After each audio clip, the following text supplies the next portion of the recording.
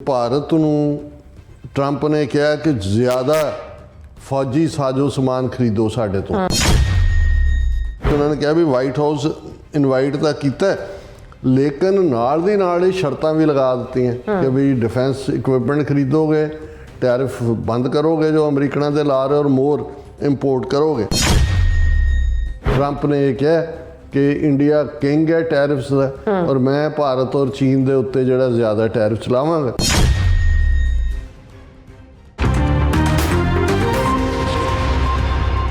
ਦਰਸ਼ਕੋ, break ਤੋਂ ਬਾਅਦ ਫਿਰ ਦੁਬਾਰਾ ਤੁਹਾਡਾ ਸਵਾਗਤ ਹੈ। ਗੱਲਬਾਤ ਕਰਨ ਜਾ ਰਹੇ ਹਾਂ ਕਿ ਮੀਡੀਆ ਰਿਪੋਰਟਾਂ ਅਨੁਸਾਰ ਆਖਰ ਅਮਰੀਕੀ ਪ੍ਰੈਜ਼ੀਡੈਂਟ ਟਰੰਪ ਤੇ ਭਾਰਤ ਦੇ ਪ੍ਰਧਾਨ ਮੰਤਰੀ ਨਰਿੰਦਰ ਮੋਦੀ ਦੀ ਗੱਲਬਾਤ ਹੋ ਹੀ ਗਈ ਹੈ ਔਰ ਵਾਈਟ ਹਾਊਸ ਦੀ ਜਾਣਕਾਰੀ ਅਨੁਸਾਰ ਟਰੰਪ ਨੇ ਮੋਦੀ ਨੂੰ ਦੋ ਹੀ ਗੱਲਾਂ ਕਹੀਆਂ ਕਿ ਅਮਰੀਕਾ ਤੋਂ ਹੋਰ ਸੌਦਾ ਖਰੀਦੋ, ਟੈਰਿਫ ਖਤਮ ਕਰੋ ਅਤੇ ਗੈਰ ਅਮਰੀਕੀ ਜਿਹੜੇ ਅਮਰੀਕਾ ਦੇ ਵਿੱਚ ਗੈਰ ਕਾਨੂੰਨੀ ਜਿਹੜੇ ਹੈਗੇ ਨੇ ਮੌਜੂਦ ਪ੍ਰਵਾਸੀ ਨੇ ਉਹਨਾਂ ਨੂੰ ਜਿਹੜੇ ਭਾਰਤ ਹੈ ਉਹ ਉਹਨਾਂ ਨੂੰ ਕਬੂਲ ਕਰਨ। ਇਸ ਬਾਰੇ ਆਪਾਂ ਗੱਲਬਾਤ ਕਰਨ ਜਾ ਰਹੇ ਹਾਂ।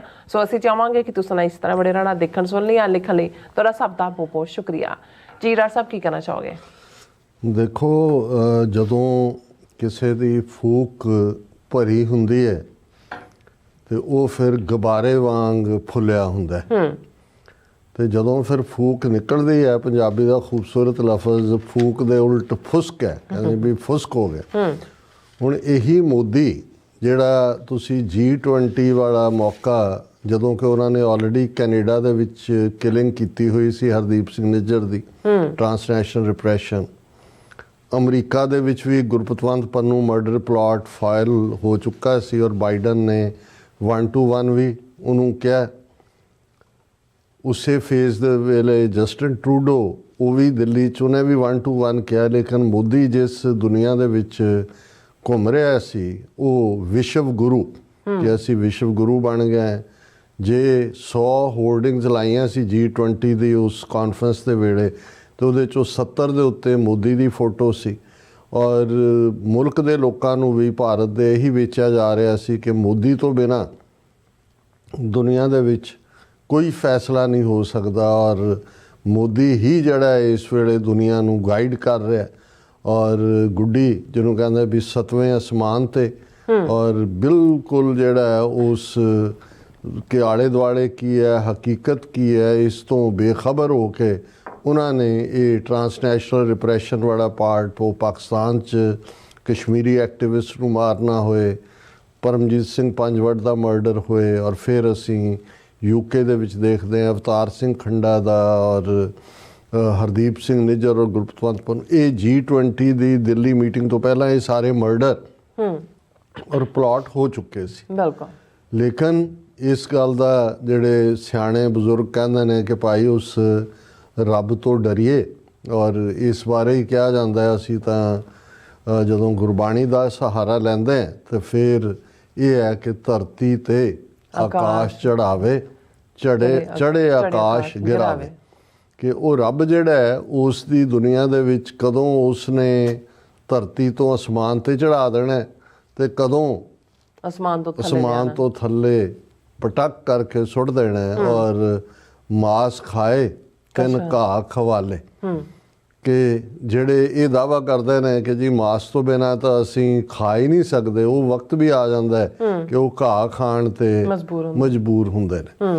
ਹੁਣ ਇਹ ਬਹੁਤ ਵਾਰ ਤਾਂ ਬਹੁਤਿਆਂ ਨੂੰ ਇਹਨੂੰ ਜਸਟੀਫਾਈ ਕਰਨ ਦੇ ਲਈ ਬਹੁਤ ਵਾਰ ਬਹੁਤੇ ਪੁਰਾਤਨ ਕਹਾਣੀਆਂ ਸੁਣਾਉਂਦੇ ਨੇ ਵੀ ਕੌਣ ਰਾਜਾ ਸੀ, ਫਿਰ ਉਹ ਕਿਵੇਂ ਕੈਦੀ ਬਣਿਆ, ਉਹਨੂੰ ਧਰੂ ਕੇ ਲਿਜਾ ਰਹੇ ਨੇ ਔਰ ਇਹ ਖੇਤ ਦੇ ਵਿੱਚ ਹੈ ਤੇ ਉਹਨੂੰ ਪਿਆਸ ਲੱਗੀ ਹੈ ਤੇ ਉਹ ਉਸ ਖੇਤ 'ਚੋਂ ਘਾਹ ਜਿਹੜਾ ਪੁੱਟ ਕੇ ਉਹ ਮੂੰਹ 'ਚ ਪਾਉਂਦਾ ਤਾਂ ਕਿ ਉਹਦੀ ਜਿਹੜੀ ਪਿਆਸ ਹੈ ਉਹ ਬੁਝੇ। ਤੇ ਉਹ ਕਹਿੰਦਾ ਜੀ ਕਿੱਥੇ ਬਾਦਸ਼ਾਹ ਸੀ 36 ਸ਼ਾਹੀ ਖਾਣੇ ਖਾਣ ਵਾਲਾ ਤੇ ਕਿੱਥੇ ਜਿਹੜਾ ਇਹ ਘਾਹ ਖਾਣ ਤੇ ਮਜਬੂਰ ਹੈ। ਸਿਆਸੀ ਪਿੜ ਦੇ ਵਿੱਚ ਵੀ ਅਸੀਂ ਦੇਖਦੇ ਹਾਂ ਵੀ ਜਿਨ੍ਹਾਂ ਨੇ ਬੜੇ ਬੜੇ ਦਾਅਵੇ ਕੀਤੇ, ਬੜੇ ਬੜੇ ਮਾਣ ਔਰ ਬੜੀਆਂ ਬੜੀਆਂ ਜਿਹੜਿਆਂ ਦੀਆਂ ਡੀਂਗਾਂ ਸੀ, ਉਹ ਹਾਕਮ ਸਾਮਰਾਜਾਂ ਦੀ ਤਾਂ ਗੱਲ ਹੋਈ ਇੰਡੀਵਿਜੂਅਲਸ ਵੀ, ਉਹ ਹਿਟਲਰ ਹੋਏ, ਮਸੋਲਨੀ ਹੋਏ, ਇੰਦਰਾ ਗਾਂਧੀ ਹੋਏ, ਕਿੱਥੇ ਜਾ ਕੇ ਕਿਵੇਂ ਐਂਡ ਹੁੰਦਾ। ਹੁਣ ਗੱਲ ਮੋਦੀ ਦੀ ਕਰੀਏ। ਮੋਦੀ ਨੂੰ ਇਹ ਲੱਗਦਾ ਸੀ ਕਿ ਵੀ ਜਿਹੜਾ ਉਹਨੇ ਨੌਨ ਅਲਾਈਨਮੈਂਟ ਦੀ ਲਾਈਨ ਤੋੜ ਕੇ ਜਿਹੜੀ ਭਾਰਤ ਦੇ ਜਾਂ ਨਹਿਰੂ ਦੇ ਜ਼ਮਾਨੇ 'ਚ ਉਹਨਾਂ ਨੇ ਇੱਕ ਮੁਖੌਟਾ ਜਿਹਾ ਪਾਇਆ ਹੋਇਆ ਸੀ ਕਿ ਵੀ ਅਸੀਂ ਹੁਣ ਅਮਰੀਕਾ ਦੇ ਨਾਲ ਵੀ ਸਾਡੀ ਯਾਰੀ, ਇਹਨਾਂ ਨਾਲ ਜਿਹੜਾ ਵੀ ਅਸੀਂ ਟੋਪੋ ਟੋਪ, ਤੇ ਰੂਸ ਦੇ ਨਾਲ ਵੀ ਉਹ ਤਾਂ ਅਸੀਂ ਹਾਂ ਹੀ ਆ, ਉਹਨਾਂ ਦੇ ਨਾਲ ਵੀ ਟੋਪੋ ਟੋਪ। ਤੇ ਜੋ ਗਵਾਂਢ 'ਚ ਅਸੀਂ ਕੀਤਾ ਪਾਕਿਸਤਾਨ ਪਹਿਲਾਂ ਹੀ 2 ਹਿੱਸਿਆਂ 'ਚ ਇੰਦਰਾ ਗਾਂਧੀ ਨੇ ਦੇ ਵੇਲੇ ਤੋੜ ਦਿੱਤਾ ਸੀ ਵੀ ਇਹਨਾਂ ਨੂੰ ਵੀ ਦੱਬ ਕੇ ਰੱਖੋ।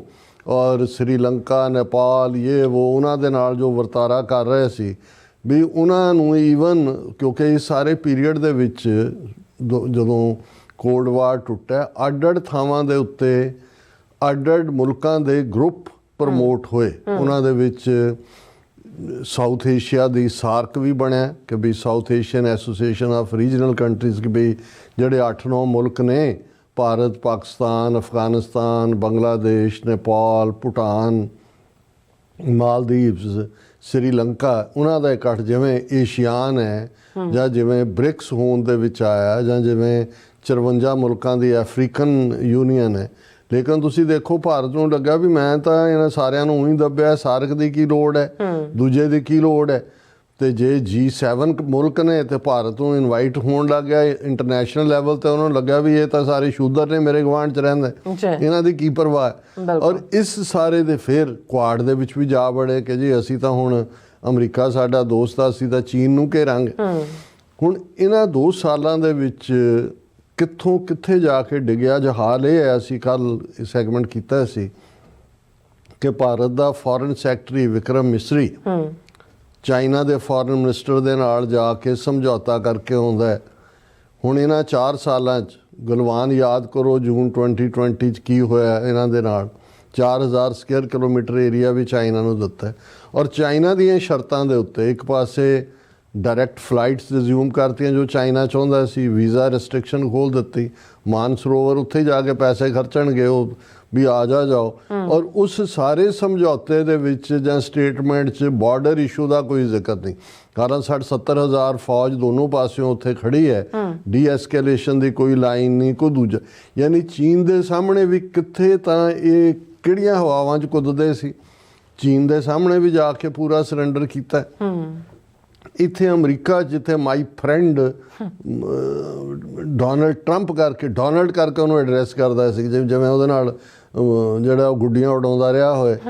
ਲੇਕਿਨ ਹਾਲਾਤ ਇਹ ਹੋਏ ਕਿ ਵੀ ਐਸ ਜੈ ਸ਼ੰਕਰ 1 ਹਫ਼ਤਾ ਇੱਥੇ ਆ ਕੇ ਬੈਠਾ ਰਿਹਾ, ਤਰਲੇ ਕਰਦਾ ਰਿਹਾ ਕਿ ਮੋਦੀ ਨੂੰ ਇਨਵਾਈਟ ਮਿਲੇ। ਹੁਣ ਟਰੰਪ ਨੇ ਸ਼ੀ ਜਿਨਪਿੰਗ ਨੂੰ ਸਿੱਧੀ ਕਾਲ ਕਰਕੇ ਇਨਵਾਈਟ ਕੀਤਾ, ਕਨਵਰਸੇਸ਼ਨ ਕੀਤੀ, ਇਟਲੀ, ਦੂਜੇ ਛੋਟੇ ਮੁਲਕਾਂ ਦੇ, ਉਹਨੂੰ ਨਹੀਂ ਮਿਲਿਆ। ਫਿਰ ਇਨੋਗਰੇਸ਼ਨ ਦੇ ਮੌਕੇ ਵੀ ਵਧਾਈਆਂ, ਉਹਨੇ ਵੀ ਕੋਈ ਜਵਾਬ ਨਹੀਂ ਦਿੱਤਾ। ਹੁਣ ਆਲਮੋਸਟ 6-7 ਦਿਨ ਬਾਅਦ, ਜਿਵੇਂ ਅਸੀਂ ਕੱਲ੍ਹ ਪਾਸਿੰਗ ਰੈਫਰੈਂਸ ਕਿਹਾ ਸੀ ਕਿ ਜੀ ਇਹਨੇ ਕਲੇਮ ਕੀਤਾ ਕਿ ਜੀ I spoke with my friend Donald Trump, ਔਰ ਬਹੁਤ ਚੰਗਾ, ਦੂਜਾ ਤੀਜਾ। ਬਹੁਤਿਆਂ ਨੂੰ ਪਤਾ ਨਹੀਂ ਸੀ ਵੀ ਗੱਲਬਾਤ ਹੋਈ ਕੀ। ਅਸੀਂ ਵੀ ਕਿਹਾ ਵੀ ਵਾਈਟ ਹਾਊਸ ਨੇ ਤਾਂ ਕੋਈ ਦਿੱਤਾ ਨਹੀਂ ਹੈ ਕਿ ਵੀ ਕੀ ਹੋਇਆ, ਕਿ ਵੀ ਇਹੀ ਹੋਣਾ ਵੀ ਜਿਵੇਂ ਤੁਸੀਂ ਗ੍ਰੀਟਿੰਗਸ ਕਰਦੇ ਹੋ ਵੀ ਉਹਨਾਂ ਨੇ ਚਲੋ ਐਕਨੋਲਜ ਕਰ ਲਿਆ ਉਹ ਸਾਰੇ 'ਚੋਂ।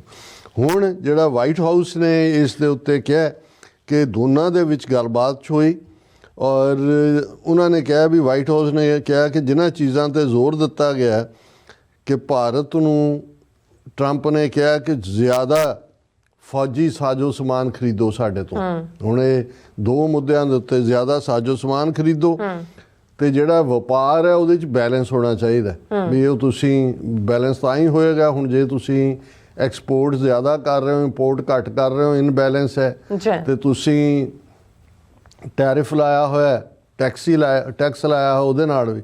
ਸੋ ਦੋਨੋਂ ਮੁੱਦਿਆਂ ਤੇ ਉਹਨਾਂ ਨੇ ਕਿਹਾ ਵੀ ਭਾਰਤ ਤੋਂ ਜੇ ਭਾਰਤ ਨੂੰ ਕਿਹਾ ਵੀ ਜ਼ਿਆਦਾ ਖਰੀਦ, ਵਾਈਟ ਹਾਊਸ ਦੀ ਬਰੀਫਿੰਗ ਹੈ, ਔਰ ਜਿਹੜਾ ਉਹ ਬੈਲੈਂਸ ਹੋਣਾ ਚਾਹੀਦਾ।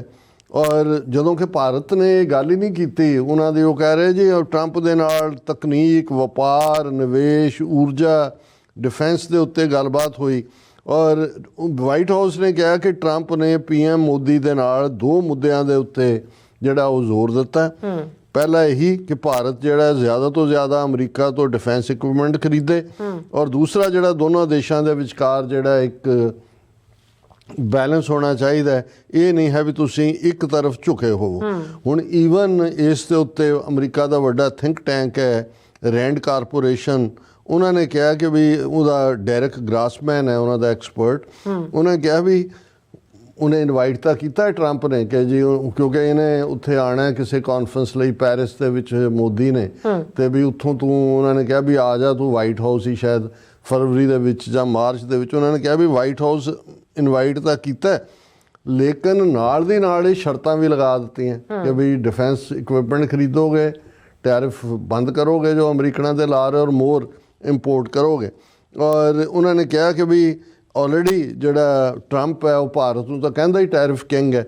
ਹੁਣ ਇੱਕ ਪਾਸੇ ਇਹ ਗੁਫ਼ਤਗੂ ਦਾ ਬੇਸ ਹੈ, ਦੂਸਰੇ ਪਾਸੇ ਅਸੀਂ ਦੇਖਦੇ ਹਾਂ ਕਿ Trump was tariffs on nations that ਹਾਰਮ US, names India China as high tariff countries.